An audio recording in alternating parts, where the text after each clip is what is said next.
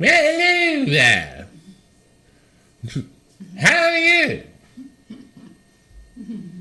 I'm fine. Hello, my friends, and welcome back to the Nightmare Cinema Club. I apologize for being absent for a little while, but I've been so busy with all the other channels and some other musical projects and everything, but I haven't forgotten about you guys. I just thought it would be so fitting today. I watched this little gem last night. Now, you might recognize this. Stephen King's Thinner, or like the gypsy says, Thinner. But, yeah. This movie was based off the 1984 book that Stephen wrote under the fake name of, I think, Richard Bachman. He wrote quite a lot of books way back in the 80s. Well, I think he still does, even. Now that I think about it. But I think he liked to use the name Richard Bachman for some of his works. I mean, the first time I was very surprised when I saw The Running Man, you know, the Arnold Schwarzenegger movie. And I saw it was written by Richard Bachman. I thought, wow, this is cool. Only to find out that it's actually Stephen King. But yeah, I got a little bit sidetracked there, but I'm sorry. But I'm sorry. I'm sorry. This is such a great movie. The premise of it is so good. I mean, you would never think that eating 15,000 calories a day would make you thinner. I mean, in a perfect world, that would be wonderful. For overweight people, I would know. But unfortunately for our character, this doesn't work out. Our characters, let me put it that way, never fuck with a gypsy. That's what I learned about gypsies in this movie. It's one of those things where you really have to be careful. The movie was directed by Tom Holland way back in 1996. Yes, I was 16 years old. I was still in high school when this came out. Written by Michael McDowell. And it had so many great actors in it. I mean, I think my favorite actor in the movie is not one of them. He's not the main character, but Joe Mantegna, absolute legend. I love the movies that Joe's been in. It's so good. But yeah, I mean, it's Robert John Burke, Lucinda Jenny, Michael Constantine, Carrie Uner,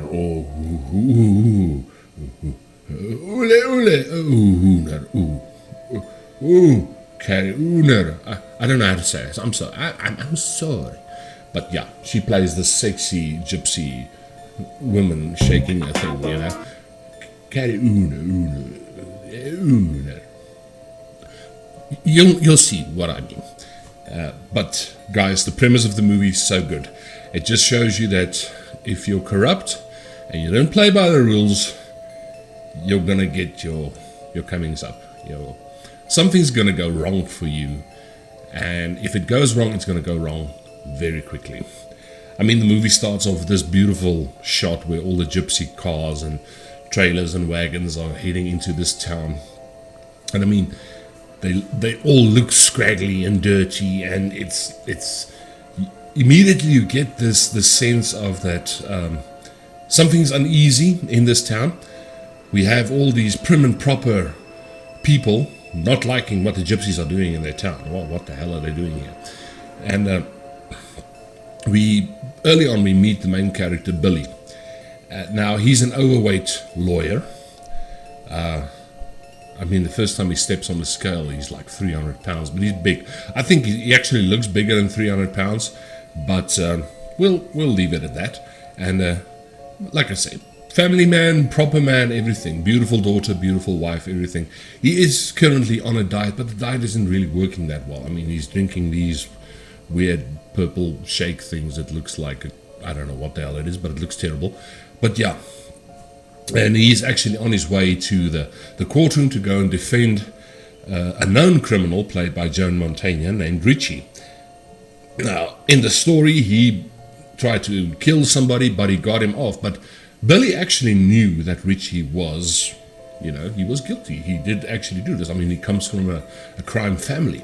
But he does get him off, just to show you where the corruptness comes from in this story. The judge is corrupt. I think his name was Carrie. And the sheriff is also, he's just as corrupt. This is where this plays so well with what's going to happen later on in the story.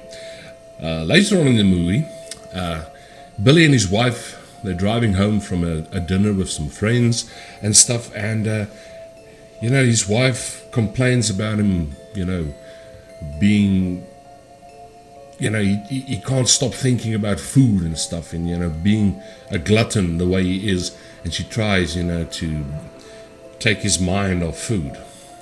Now, I would be distracted as well. Of course I would. So she starts speaking into the mic, if I could put it that way. Unfortunately, he runs over this old woman that was in the pharmacy with her father. Now, at first we think that this might be his wife. Now, the father is the Gypsy King. The character's name is Tatsu Limke. Fucking ugly old bastard. He just looks like he's a hoho. But unfortunately, he runs the old woman down and she's killed. But being in this corrupt town, nothing is going to happen to him. The judge is his friend, the police chief is his friend. Nothing is going to come of it. Or so he thinks.